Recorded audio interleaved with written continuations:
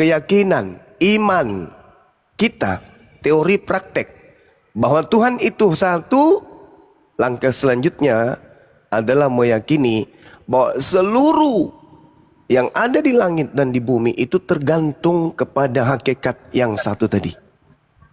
Jangan berubah menjadi ada bergantung kepada yang lain. Tidak. Seluruhnya harus bergantung kepada yang satu. Itu cara mengenal Tuhan di Islam. Meyakini pertama Tuhan itu satu, ahad. Kemudian yang kedua, meyakini bahwa segala aspek kehidupan di atas muka bumi ini, termasuk kita, itu bergantung kepada yang satu ini. Kemudian langkah selanjutnya, meyakini bahwa pencipta langit dan bumi itu tidak beranak, tidak diperanakkan. Lam yalid wa lam yulad. Yang terakhir, walam yakul lahu kufuwan ahad. Pencipta langit dan bumi yang satu ini, tempat bergantungnya segala sesuatu ini yang tidak bersilsilah, yang tidak berketurunan ini, itu tidak serupa dengan apapun. Ini dikenal dengan konsep ma'rifat. Nanti akan merujuk kepada kaidah-kaidah uluhiyah. Cara mengenal Allah dengan meyakini bahwa yang berhak diibadahi hanya Allah. Tidak boleh memberikan ibadah selain kepada Allah. Walaupun kepada makhluk yang dekat kepadanya. Seperti malaikat, seperti Nabi, seperti Rasul, seperti Yesus, seperti Nabi Muhammad, seperti Nabi Musa. Tidak boleh. Kita tidak boleh beribadah kepada manusia-manusia suci utusannya. Ibadah kita, ibadah uluhiyah, hanya berhubung kepada Allah semata. Pencipta langit dan bumi saja. Hanya kepadamu lah kami menyembah, dan hanya kepadamu lah kami memohon pertolongan. Jadi mengenal Tuhan itu, keesaan uluhiyah pencipta langit dan bumi itu harus didudukkan perkara utama agar kita mencintai Allah, agar kita cinta kepada Tuhan kita. Kalau dalam konsep Kristen, mengasihi Tuhan, mengasihi Tuhan Bapa katanya. Mengasihi artinya mencintai. Kasih dan mencintai. Kalau kita cinta kepada Tuhan kita, maka kita akan tunduk kepadanya. Kita akan berserah diri kepadanya. Kita akan takut kepadanya. Berharap hanya kepadanya. Dan mengesahkan dengan ibadah hanya kepadanya.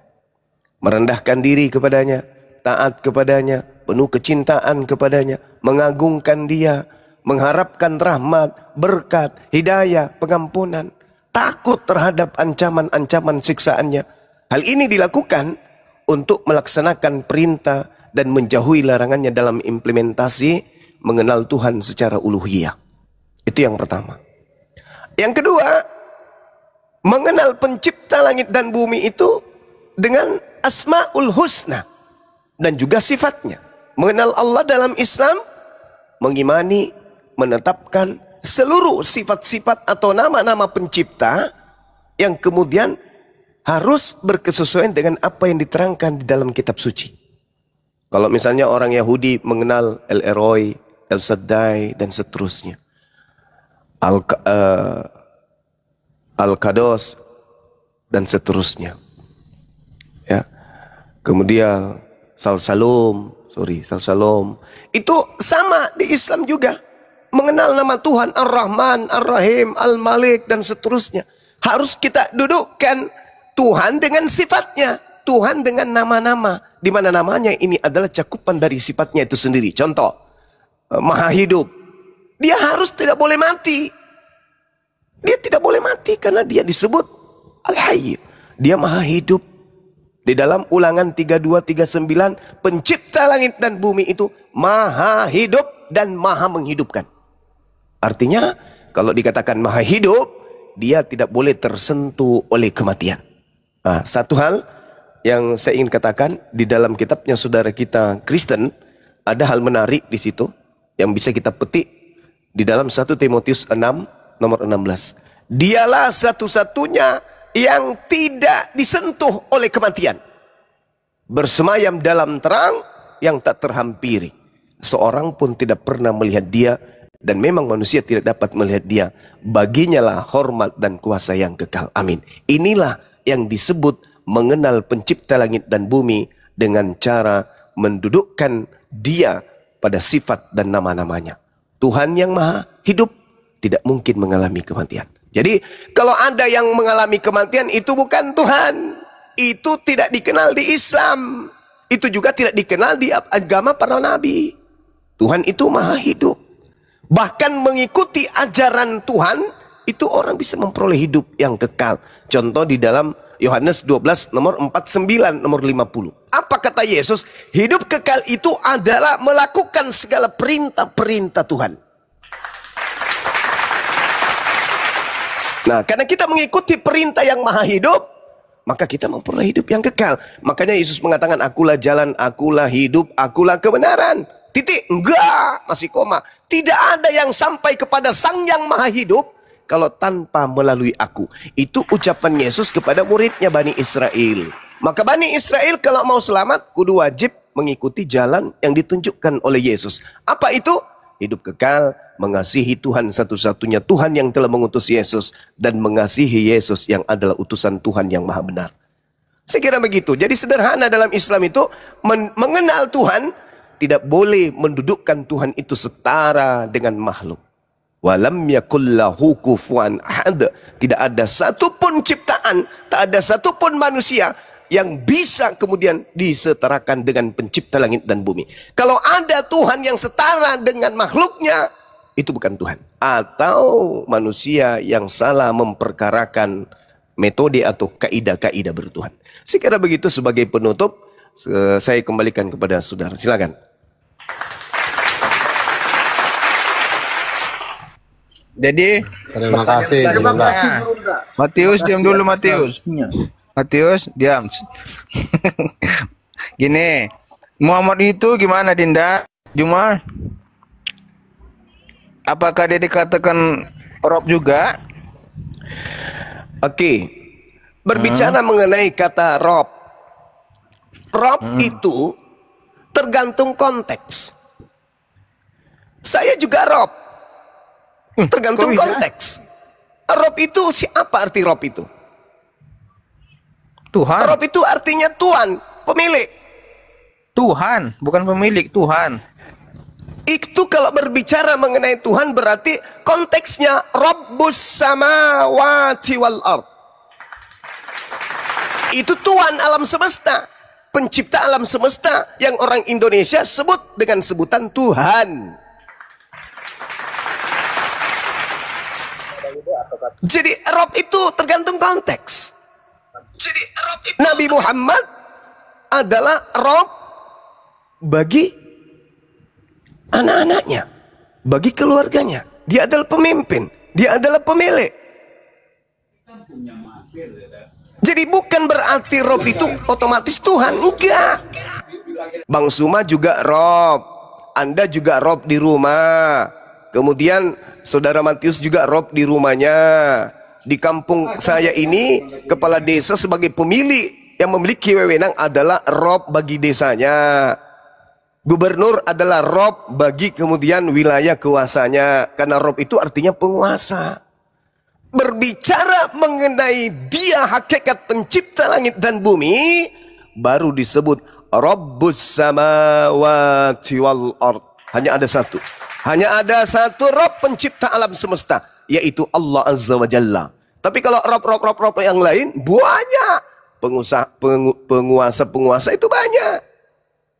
Prabowo adalah Rob bagi Indonesia. Apa artinya?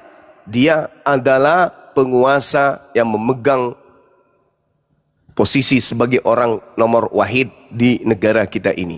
Tetapi dia bukan Rabbus samawati wal ard. Dia bukan Tuhan pencipta langit dan bumi. Dia hanya Rob. Kuasanya sebagai presiden, sebagai penguasa hanya 5 tahun. Maksimal 10 tahun. Setelah itu dia menjadi Rob kecil. Yaitu Rob bagi keluarganya. Tapi pencipta alam semesta ini katakan. Kul huwallahu ahad. Dialah satu-satunya Rabbus samawati wal ard. Dan apa yang ada di antara keduanya. Jadi jangan kemudian mengatakan, oh Rob itu di Islam ada 2. Salah. Rob di Islam itu hanya satu. Konteksnya Rob yang hanya satu ini adalah pencipta. Tapi kalau Rob dari segala konteks, semua laki-laki itu adalah Rob. Bahkan seluruh manusia itu adalah Rob bagi dirinya sendiri. Dia adalah penguasa atas dirinya sendiri. Dia yang berkuasa atas dirinya sendiri. Dia boleh cebok habis dia boleh tidak cebok habis seperti bom-bom. Boleh. Kenapa? Karena dia berkuasa atas dirinya sendiri. Dia adalah Rabb. Makanya dikatakan engkau menuhankan hawa nafsumu. Kenapa? Karena orang itu menganggap penguasa yang benar adalah apa yang diinginkan oleh syahwatnya, apa yang diinginkan oleh keinginannya, apa yang diinginkan oleh birahinya, itulah yang dia tuhankan. Itu harus dipahami itu. Tapi ketika berbicara mengenai Allah, dia adalah hakikat pencipta langit dan bumi. Rabbus samawati wal ard. Jadi nggak bisa disandingkan dua Kristus dengan dua Rob, nggak bisa. Karena kenapa? Dalam konteks Islam, Rob selain daripada Allah itu adalah Rob skala kecil, dan dia bukan pencipta. Dia bukan statusnya sebagai Khalik, tapi statusnya sebagai makhluk. Rob skala makhluk. Tapi kalau berbicara di Kristen dua Kristus, itu mutlak absolut, tidak bisa diragukan lagi. Kenapa? Karena Yesus sendiri mengatakan, waspadalah kepada Yesus palsu. Berarti wajib hukumnya kalau percaya kepada Yesus, ada Yesus palsu. Yang jadi permasalahan sekarang ini adalah, bersediakah saudara Kristenku yang saya kasihi duduk kemudian dengan tenang, dengan akal sehat, dengan sumber kemanusiaannya dia, SDM yang dia punya, skill yang dia punya, pemanfaatan terhadap akal yang dia punya, dan keseimbangan logika yang dia punya, bahwa Yesus sendiri mengaku ada Yesus palsu, di mana Yesus palsu ini akan memiliki banyak pengikut.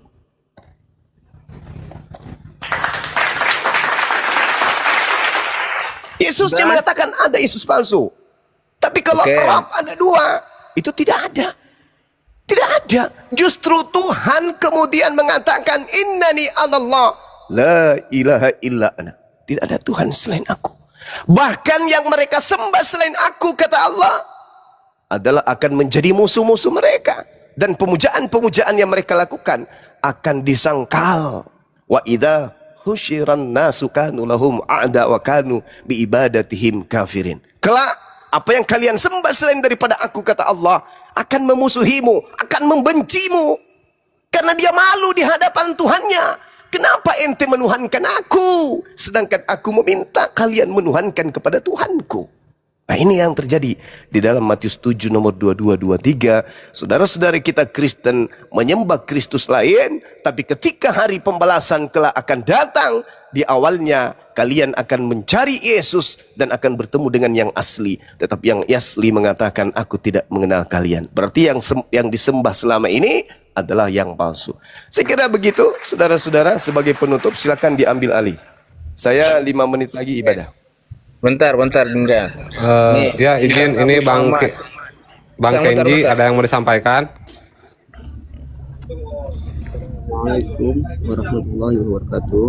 Waalaikumsalam warahmatullahi wabarakatuh. Saya mau tanya nih Bang, gini, saya kan ada lihat di YouTube nih, Ustadz Syam. Jadi katanya ada nanti kalau untuk kaum laki-laki, kalau masuk surga katanya mendapat 70 bidadari. Jadi dimaksud dengan 70 bidadari itu katanya, kenapa di Ustadz Syam mengartikannya pesta seks itu?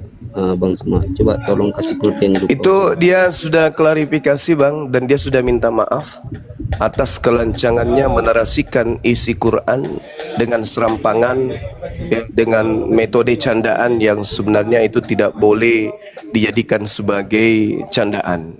Saya pun mengutuk keras, saya juga marah dengan ungkapan itu. Gak ada pesta seks di surga, itu nggak ada. Karena yang masuk surga itu bukan pemain bokeh. Yang masuk surga itu adalah orang-orang yang suci, orang yang di dunia ini menjaga kelaminnya, orang yang di dunia ini takut dan malu kepada Tuhannya. Bagaimana mungkin di hadapan Tuhan begitu nyata kemudian melakukan pesta seks? Itu pemahaman dan pendangkalan akidah, di mana orang tersebut harus, ya sebenarnya harus dihentikan dia berbicara di sosmed. Saya kira gitu. Lanjut teman-teman. Kayak gini Bang Juma, bertanya nih. Muslim kan sholat menghadap kiblat. Iya. Jadi gimana orang buta menghadap kiblat, dia tidak tahu arahnya? Coba jelaskan. Oke. Jadi jangankan orang buta, orang yang melihat saja, kalau dia berada pada tempat yang tidak memungkinkan mereka beribadah menghadap kiblat, boleh. Contoh misalnya ketika dia ada di pesawat, ketika ada pada tempat yang tidak mengetahui arah kiblatnya itu di mana, boleh. Boleh, kecuali orang yang tahu. Tidak ada hukum bagi orang yang tidak tahu.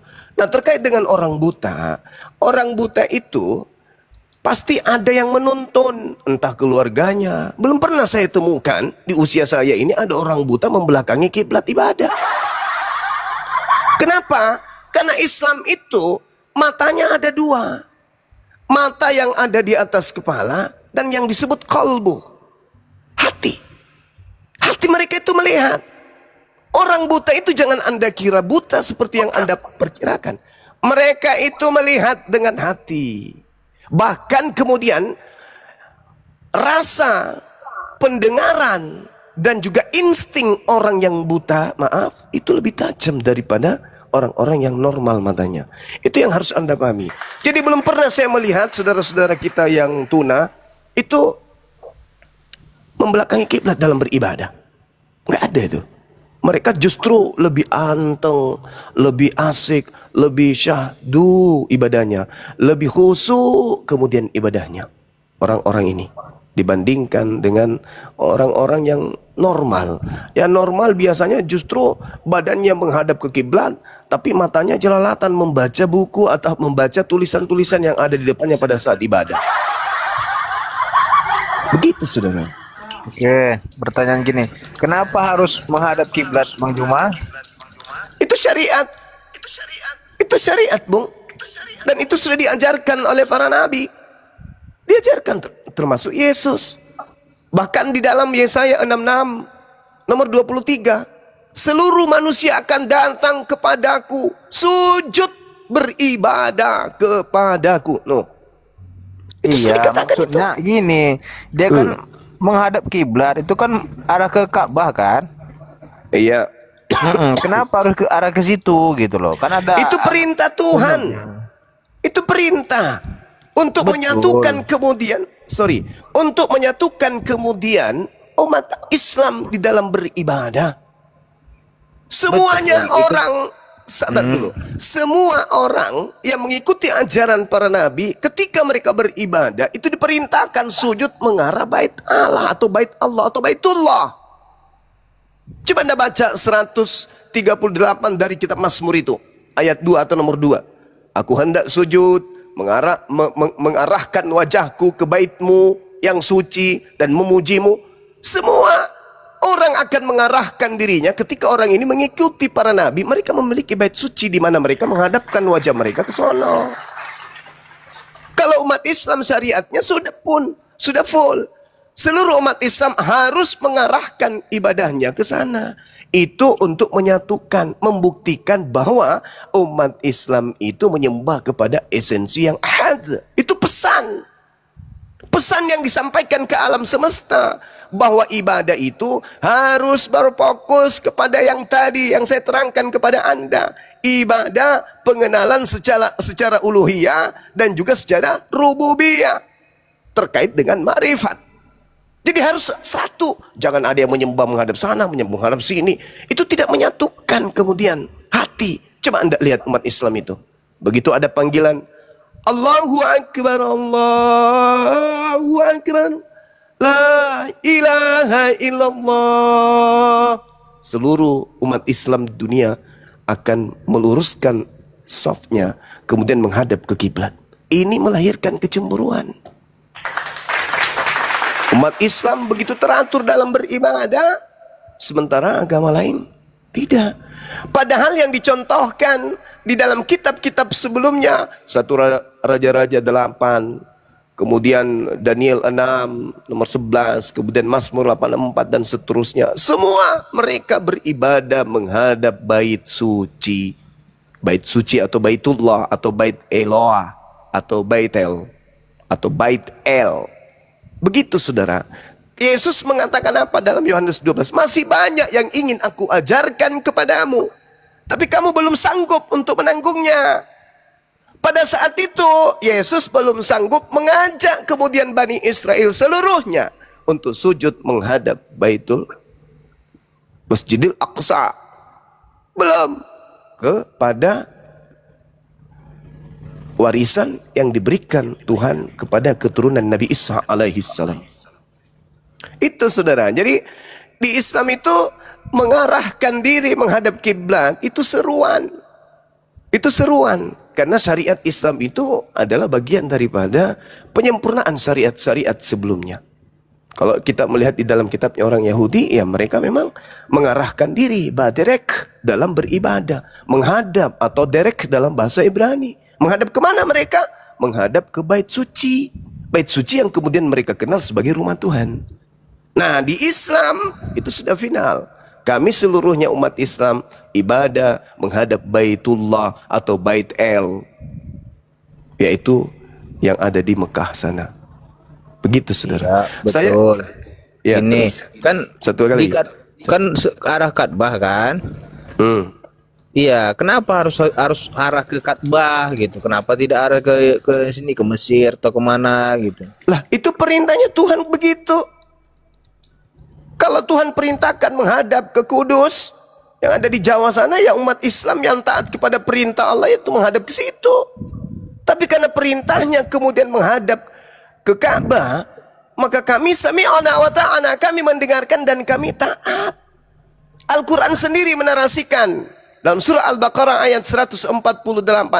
Apa yang dikatakan? Walikulli wajhatu huwa muwalliha.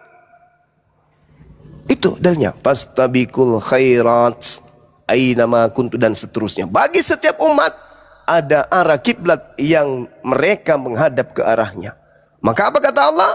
Berlomba-lombalah kamu dalam berbagai macam kebajikan di mana saja kamu berada. Itu perintah dalam Al-Quran, Bung. Jadi setiap umat itu sudah memiliki kemudian arah kiblat.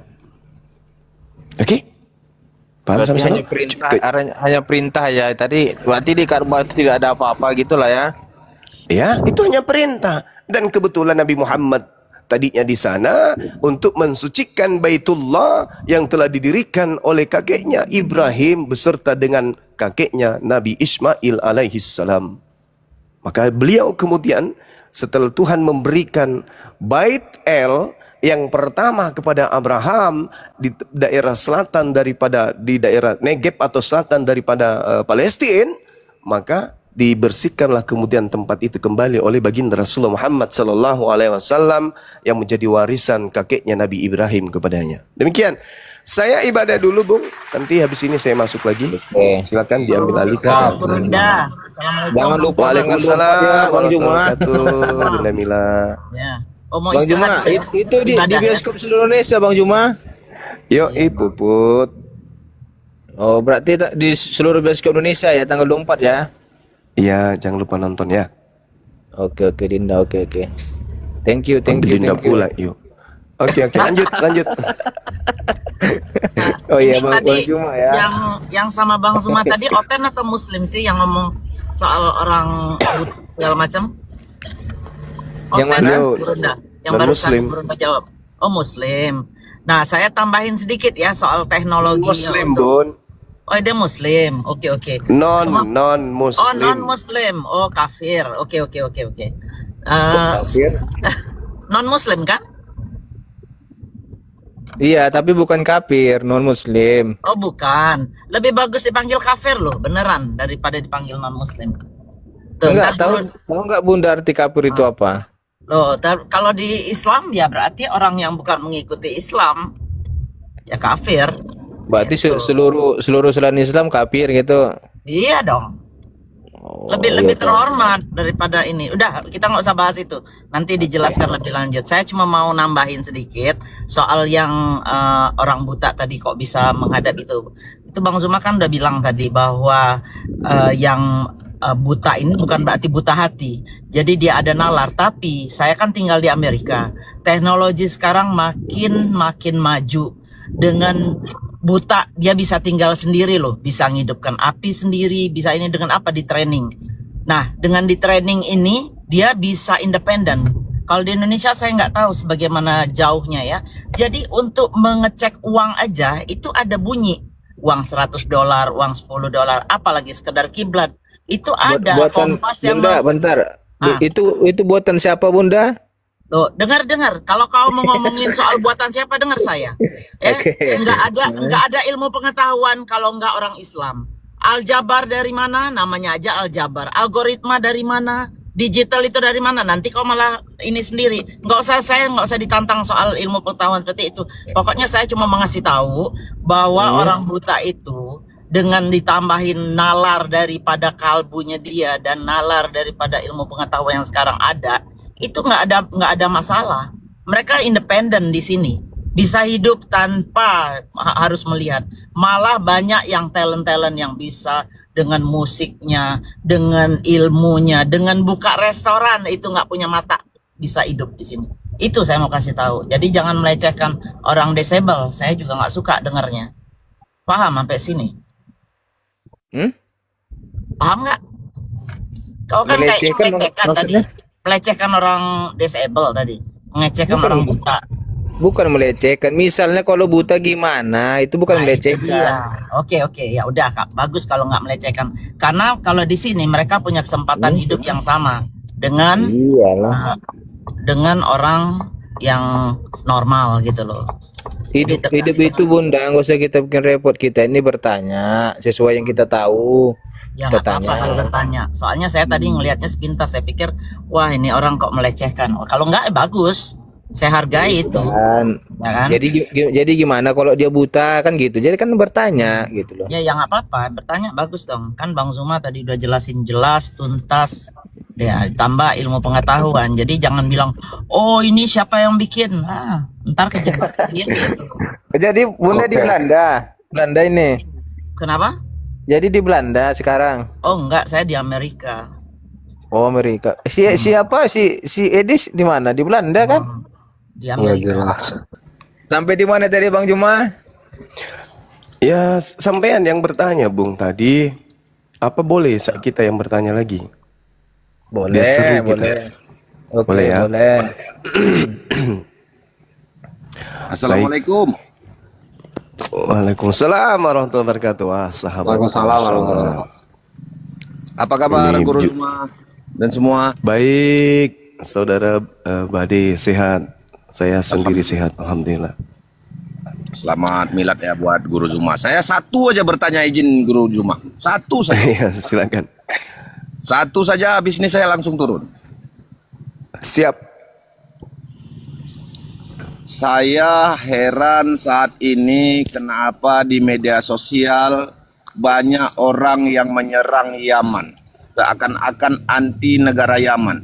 Mohon penjelasan dari Guru Zuma. Ada apa dengan manusia membenci negara Yaman? Hanya itu saja. Masya Allah.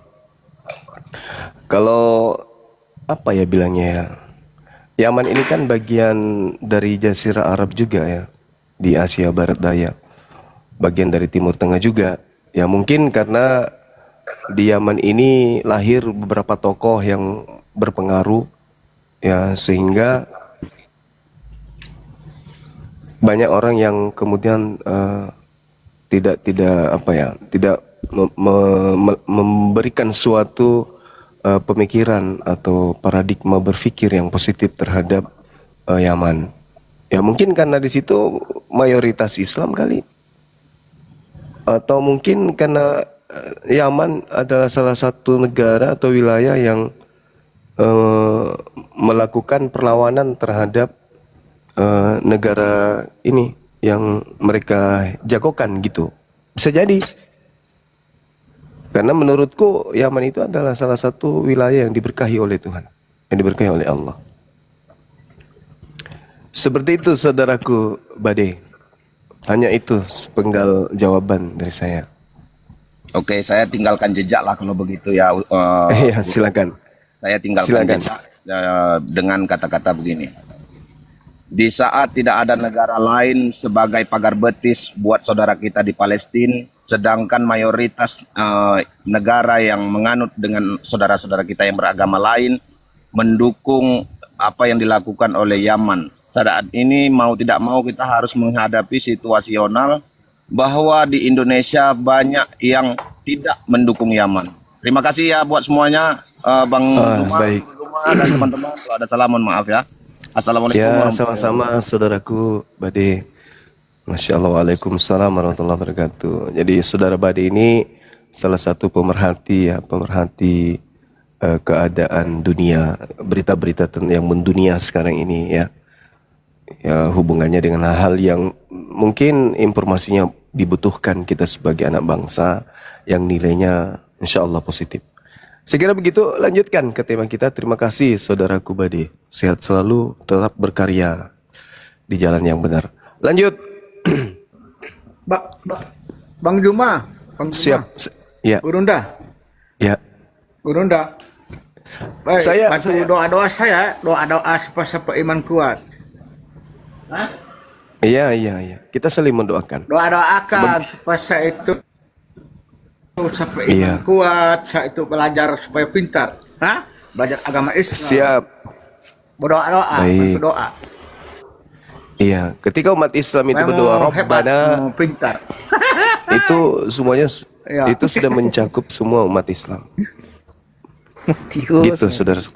Iya. Boleh saya Minta bertanya? doa, supaya orang mau doa, mau pintar. Tenang dulu Matius, diskusi kita Matius. Apa Bang Juma? Iya. Pertanyaan saya sederhana, Bung. Paulus dapat ilmu dari mana mengatakan hukum Taurat itu adalah sampah? Itu ilmunya inspirasi dari mana? Silakan. Dari mana Dinda dapat ayatnya itu?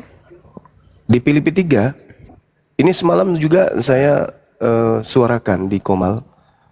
Di Matius 3 nomor 8 itu Paulus mengatakan bahwa hukum Taurat itu adalah kotoran, tinja atau sampah.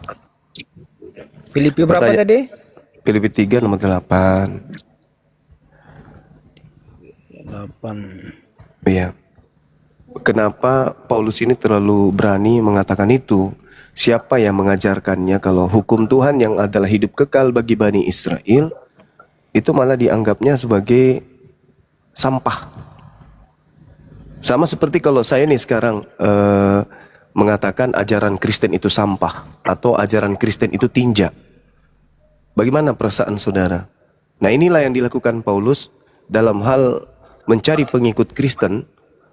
Paulusnya mengatakan hukum Tuhan yang datang kepada Yesus itu adalah sampah, itu adalah Di mana dikatakan Yunani. sampah Dinda? Ini saya baca. Ini Filipi Ya, 3 ayat silakan. 8. Ya. Malahan segala sesuatu yang kuanggap rugi karena pengenalan akan Kristus Yesus Tuhanku lebih mulia daripada semuanya. Oke, Tuhan tadi lebih mulia daripada semua, Yesus Kristus lebih mulia daripada Ya. semuanya. Oleh karena dialah aku telah melepaskan semuanya itu. Oke, oleh karena dia aku telah melepaskan semua itu karena Yesus tadi dan menganggap sampah. Ah, Oke. apa Berarti yang karena dianggapnya Tuhan sampah di dia situ? meninggalkan semuanya itu dan Ya. menganggap semuanya sampah karena Yesus. Karena Supaya dia aku dapat mengikuti Kristus. karena dia mengikuti makhluk yang datang kepadanya mengaku Kristus Yesus itu sampai Coba dia baca pelan-pelan ya. Malahan segala sesuatu kuanggap rugi karena pengenalan akan Kristus Yesus Tuhanku lebih mulia daripada semuanya. Berarti Yesus lebih mulia pada semuanya. Oleh Ya. karena oleh karena Yesus, aku telah melepaskan semuanya itu dan menganggapnya sampah. Tuh. Di yang mana dianggap dia sampah itu mengatakan Yesus sampah? Hah? bukan, dia menganggap hukum Tuhan yang datang kepada Bani Israel, yang datang kepada Yesus, yaitu hukum Taurat, itu sebagai sampah, sebagai Tidak ada kotoran, dikatakan sebagai tinja. Dinda.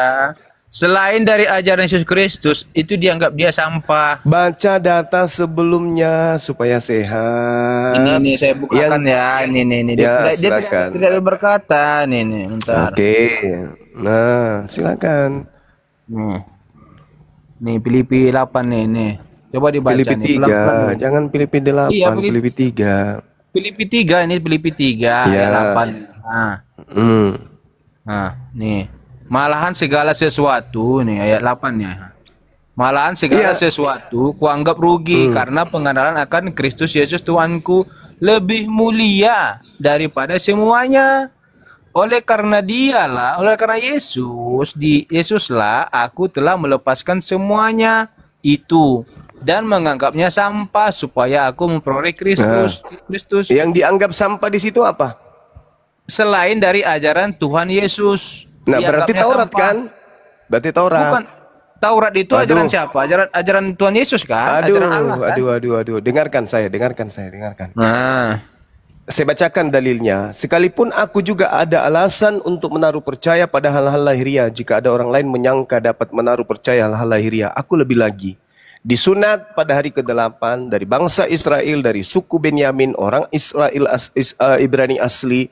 Kemudian tentang pendirian terhadap hukum Taurat, aku orang Farisi.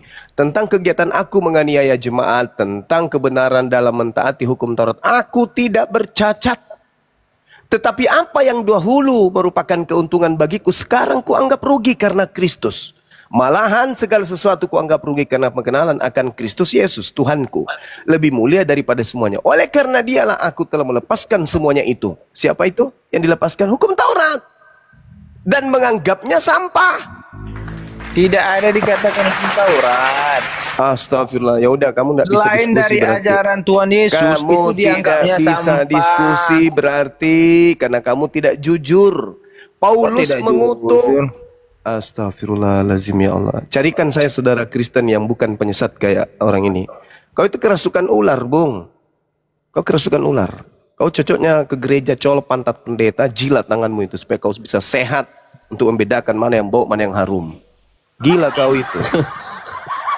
Bukan sampai akalnya sampai, tapi itulah yang dikatakan Al-Quran. Yukhadi'unallaha walladina amanu. Ini sudah sering kita sampaikan. Orang-orang kafir itu ingin kemudian menipu Allah dan menipu orang-orang beriman. Udah jelas-jelas dibacakan dalilnya. Yang dianggap sampah oleh Paulus itu adalah hukum Taurat. Masih juga ngeles. Jadi mending kau ke gereja, jangan masuk kumal-kumal Islam. Kalau kau itu nggak mau belajar. Kita berdiskusi ini untuk mencerdaskan. Kamu mencerdaskan saya mencerdaskan kamu. Jangan kau bodohi saya. Tampar juga pakai sendal jepit, baru tahu rasa kau ya. Tak ada orang yang mau dibodohi sekarang. Yang ada sekarang itu kita mau dicerdaskan, mau dipintarkan. Mau dibodohi pula kau. Bukan gereja ini, Bung.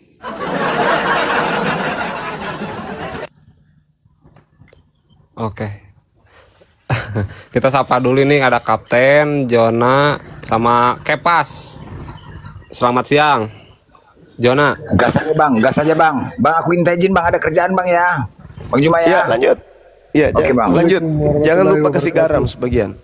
Assalamualaikum. Kak Natali, Bunda. Kak Natali bantu dulu, Kak Natali teman mau sholat dulu. Assalamualaikum warahmatullahi wabarakatuh. Adikku Natali, Masya Allah jumpa lagi kita ya. Iya. Setelah sekian abad tidak pernah jumpa. Waalaikumsalam warahmatullahi wabarakatuh. Saya mau bertanya sama Bang Suma kalau boleh nih pada kesempatan Ya, ini. dari sekte mana, Bang? Bang, saya mualaf Bang, udah setahun. Masya Allah. Alhamdulillah. Ya, Bang, aku mau tanya ini, mau minta penjelasan dari Bang Suma. Soalnya Iya. saya masih bingung Bang. Itu Iya. Allah yang di Kristen sama Allah itu yang kebenarannya itu sama nggak? Lalu Nggak sama. kemudian Isa dengan Yesus itu sama nggak? Orangnya sama ya? Oke. Kita bahas dulu satu-satu ya, Bang ya. Boleh? Siap Bang, siap Bang. Oke. Oke, baik. Antara kata Allah dengan Allah. Jadi mau lari kemanapun, saudara kita Kristen menyebut kata Allah, itu rujukannya wajib hukumnya menuju kepada Al-Quran. Karena tidak ada sebutan selain daripada Allah ini yang merujuk kepada Tuhan selain daripada di Quran. Kalau dalam bahasa Yunani, Allah itu artinya apa? Allah artinya kuda. Dalam bahasa Ibrani, Allah artinya apa? Pohon. Tuh. Sedangkan Allah dalam bahasa Indonesia artinya semisal. Atau Allah dalam bahasa Ibrani, Alef, Lamet, He, itu artinya sumpah serapah. Tidak mungkin ketiga hal ini yang mau disandarkan kepada Tuhannya saudara kita Kristen, tidak mungkin. Sumpah serapah, kuda, dan juga semisal. Itu nggak mungkin. Pasti ujung-ujungnya lari kepada Tuhan dalam perspektif nama pencipta dalam bahasa Arab. Itu pasti tuh. Jadi jangan mau digiring menyebut Allah Bapa, Allah Anak. Nggak ada itu. Kalau dia mau mengarabkan Tuhan mereka, harusnya ilah Bapa, ilah Anak, ilah Roh Kudus. Itu baru betul.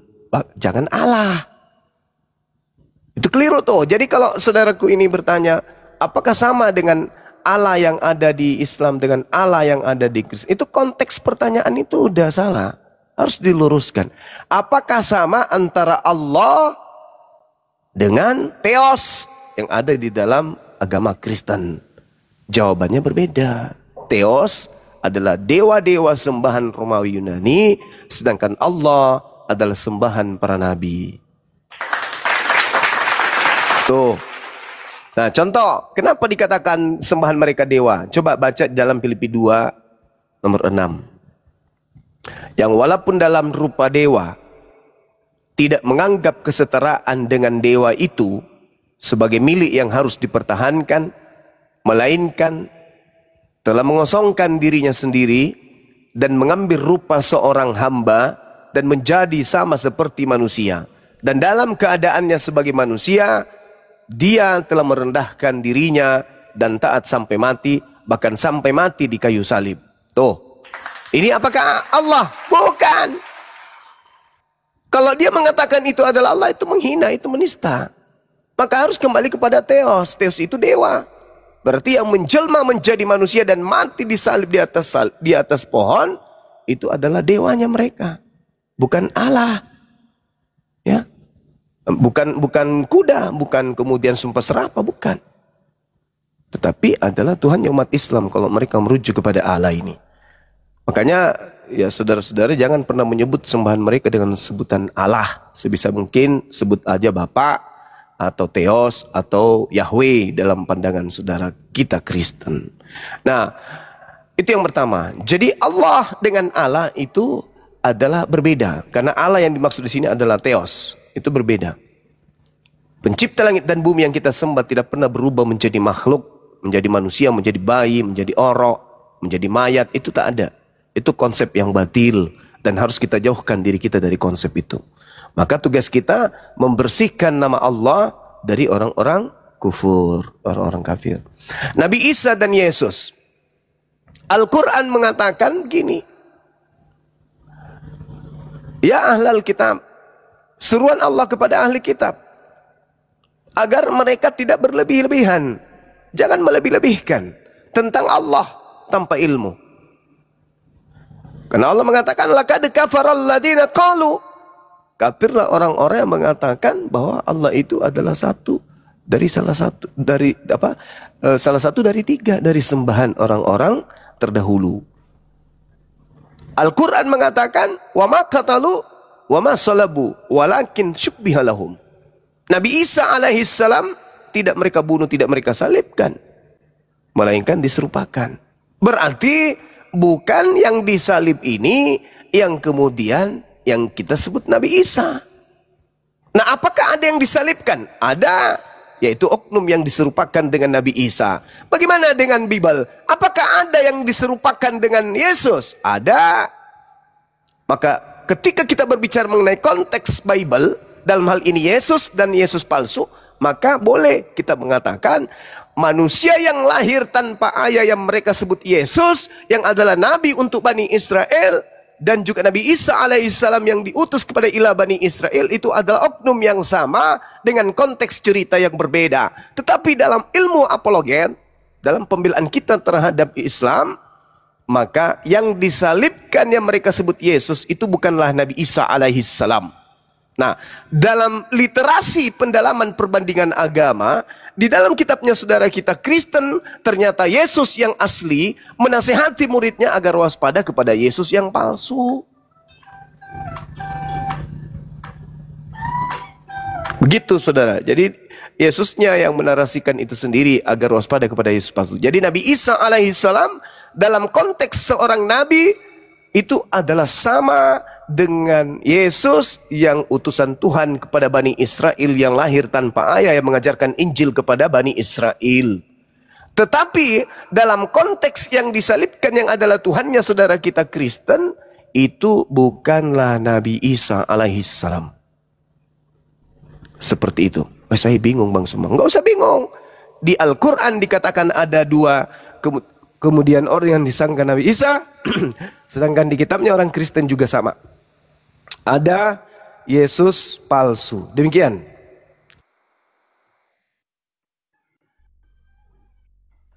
Assalamualaikum warahmatullahi wabarakatuh, Gurunda, Bunda Mila, Bang Blender, dan semuanya. Selamat siang untuk semuanya. Waalaikumsalam warahmatullahi wabarakatuh. Ya Bun, aku ada Bun. Ya. Oke, Bang Jonah, udah cocok Bang? Jawabannya Bang? Bang Jonah. Bang Suma, ini lanjut ke pertanyaan selanjutnya Bang. Kalau kalau yang diserupakan dengan Yesus itu berarti itu bukan Nabi Isa misalnya. Tapi apakah dengan mati dan bangkit 3 hari lalu kemudian naik ke surga itu bagaimana itu Bang? Itu Bang Juma, cerita dulu, yang Bang Juma, ya. Iya silakan. Bang Juma izin dulu. Saya mau nanya, Jonah, Anda mualaf, apa dasar Anda beralih ke agama Islam? Apa yang membuat Anda beralih ke agama Islam? Kenapa Anda pertanyakan itu lagi gitu? Enggak Bang, ini kan diskusi-diskusi, aku mau lebih tahu lebih dalam. Kemarin waktu Iya, maksudnya gini loh, kan Anda kan dulu Kristen, ya kan? Bener kan? Nah, artinya pertanyaan-pertanyaan yang Anda sebutkan ini sebelum Anda masuk Islam mungkin sudah Anda dapat jawaban gitu loh. Nah, kenapa Anda tanya lagi gitu? saya mau dengar dari Bang Suma Bang. Aku mau belajar lebih dalam lagi Bang. Oh, dulu Kristen apa Anda? Kristen apa? Kristen karismatik Bang. Karismatik? Iya Bang. Oh. Ya, ya. Aku masuk Lanjut, Bang. Aku masuk Islam karena ini Bang, banyak belajar dari Agim Bang. Alhamdulillah, Masya Allah. Oh itu Bang. Iya. Lanjut. Baik, saya jawab singkat saja ya. Terkait dengan cerita yang muncul naik ke langit, itu Al-Quran menarasikan. Al-Quran surah An-Nisa ayat 158. Memang ada kenaikan dari Nabi Isa alaihissalam. Di dalam pengajaran Bible juga ada kenaikan. Namun setelah Nabi Isa atau Yesus terangkat ke langit, ada ramuan cerita yang muncul belakangan. Yang meramu bahwa yang keluar dari kubur, padahal dia tidak keluar dari kubur, dia terangkat langsung naik ke langit. Itu diterangkan di dalam Kisah Para Rasul 2, nomor 29, nomor 30, 31, 32, 33. Jadi, Nabi yang diutus kepada Bani Israel, yang lahir tanpa ayah ini, itu tidak mengalami kematian dan jasadnya tidak ditinggal di kubur. Itu dalilnya tuh. Di dalam kitabnya saudara kita Yahudi. Sedangkan, ketika diceritakan keluar dari kubur, itu Yesus sudah mengatakan bahwa tanda untuk orang jahat adalah anak manusia akan keluar dari kubur pada hari ketiga. Itu kata Yesus. Dan juga dikhotbahkan oleh Petrus dalam Kisah Para Rasul 2 nomor 36, bahwa yang keluar dari kubur itu dilantik menjadi Tuhannya orang-orang angkatan jahat. Baca di situ. Jadi memang ada dua. Ada yang terangkat langsung naik tanpa mengalami kematian, jasadnya tidak mengalami kematian dan dia tidak ada di kubur. Itulah Nabi Isa alaihissalam yang diceritakan oleh khotbah Petrus. Sedangkan yang keluar dari kubur itulah yang kemudian menjadi penyesat. Siapa dia? Baca Al-Quran surah Al-Ma'idah ayat 33. Orang yang membenci Nabi Isa, itulah yang disalib. Berdasarkan dalil itu, kalau kita berbicara konteks apologetika dalam beragama. Nah, kita lihat di dalam Matius 12, nomor 38, angkatan jahat minta tanda. Orang Farisi minta tanda. Apa kata Yesus? Baca data selanjutnya. Yesus mengatakan orang Farisi dan angkatan jahat tidak diberikan tanda apapun selain tanda anak manusia keluar dari kubur pada hari ketiga. Nah itu, jadi kalau ada orang percaya akan orang yang keluar dari kubur pada hari ketiga, itu adalah angkatan jahat. Makanya Petrus meminta mereka, angkatan jahat ini, untuk bertobat dan meninggalkan kemudian pemahaman terhadap keluarnya manusia dari kubur tersebut. Baca di dalam Kisah Para Rasul 2 nomor 40-nya. Itu jelas itu. Jadi saudaraku, bangkit dari kematian itu tidak ada hubungannya dengan ajaran Yesus dalam hal konsep ketuhanan, dalam hal konsep beragama. Yesus hanya berpesan bahwa yang keluar dari kubur itu adalah anak manusia, dan itu tanda untuk angkatan jahat. Tuh, itu poinnya, itu di situ. Sedangkan Nabi Isa itu terangkat langsung ke langit, dan juga Yesus anak Maria itu terangkat langsung ke langit. Sedangkan yang datang setelahnya kemudian mengajarkan embel-embel Kristen, itu bukanlah Yesus, itu bukanlah Nabi Isa alaihissalam, tetapi terindikasi kuat adalah Yesus palsu sang penyesat. Demikian.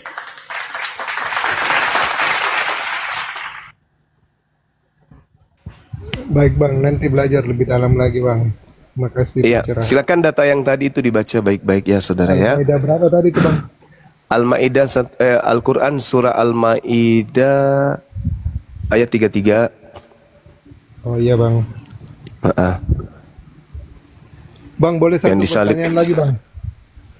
Terakhir boleh. Bang. Oke, siap. 86.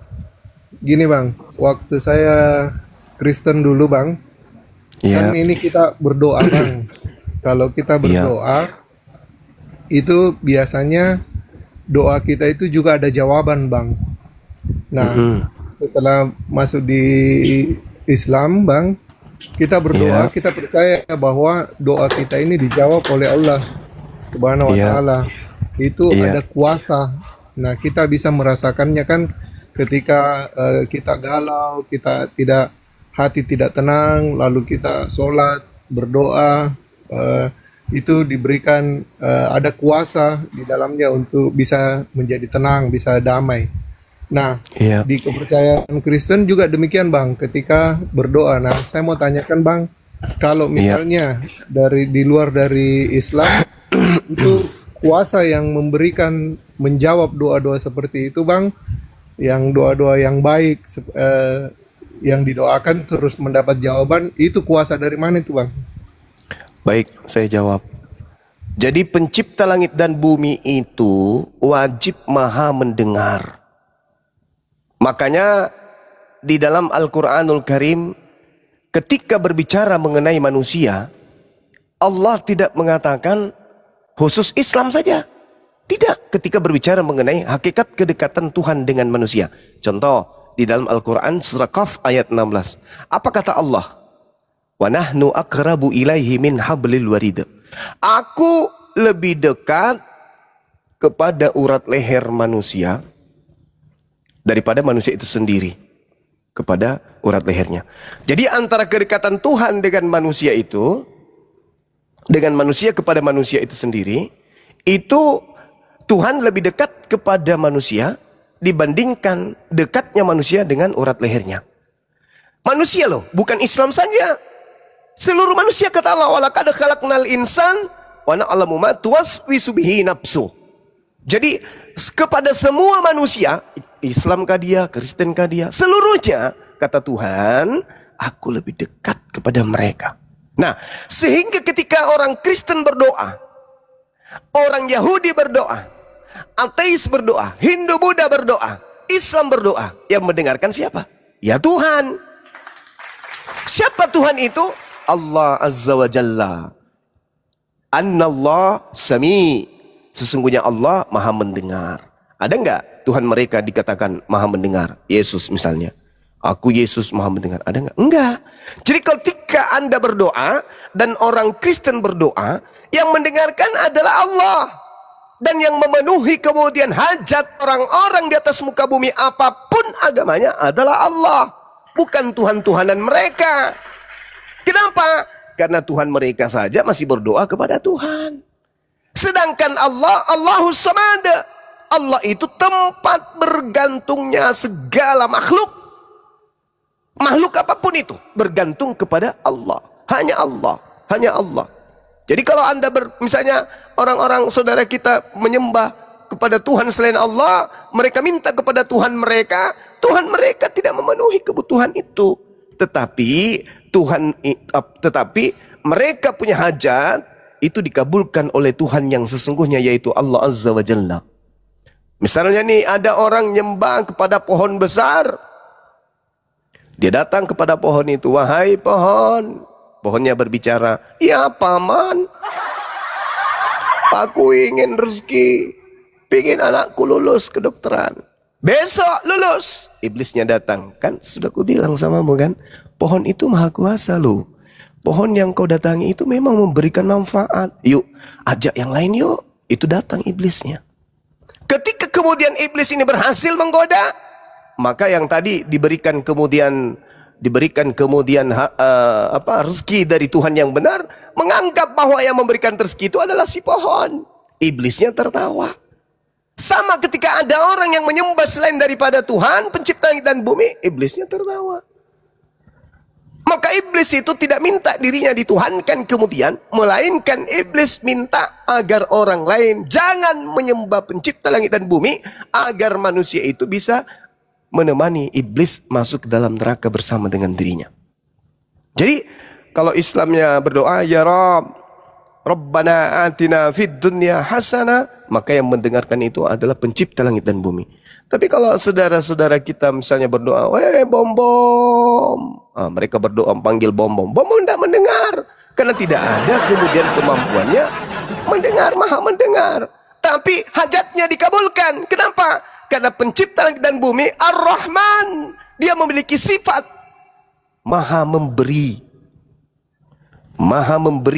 maha pengasih.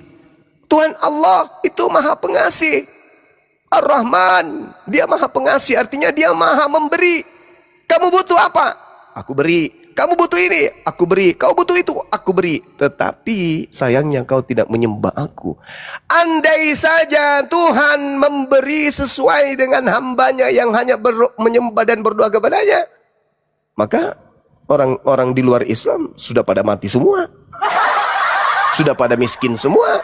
Sudah pada melarat semua. Sudah pada nganggur semua. Kenapa? Karena Tuhan yang ada tidak maha memberi.